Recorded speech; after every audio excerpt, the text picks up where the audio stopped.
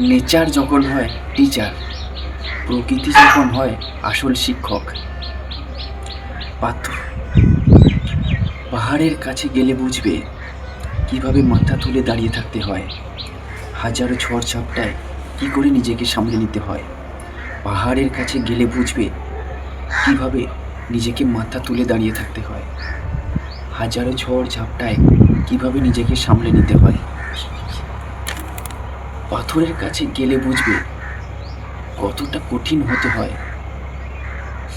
পাথরের কাছে গেলে বুঝবে নিজেকে কতটা কঠিন করতে হয়, যাতে সবার সামনে খুব সহজে না ভেঙে ফেলা যায়। ঝর্ণার কাছে গেলে বুঝবে নিজের গতিপথের থেকে বড় কিছু নয়।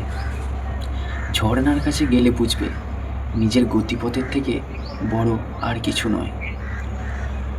জন্ম যেখানেই হোক গতিপথ যেন ভালো হয়। পাহাড়ের কাছে গেলে বুঝবে মাথা উঁচু করে দাঁড়িয়ে থাকলে নিচেতে যে যাই বলুক, যে যাই করুক, নিন্দা করুক, কানে আসবে না। কিভাবে মাথা উঁচু করে দাঁড়িয়ে থাকতে হয়, হাজারো ঝড় ঝাপটায় কিভাবে নিজেকে সামলে নিতে হয়, পাহাড়ের কাছে গেলে বুঝবে।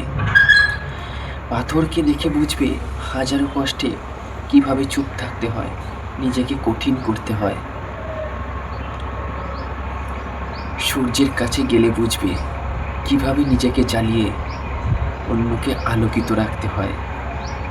ঝর্ণার কাছে গেলে বুঝবে নিজের গতিপথের থেকে বড় আর কিছু নয়।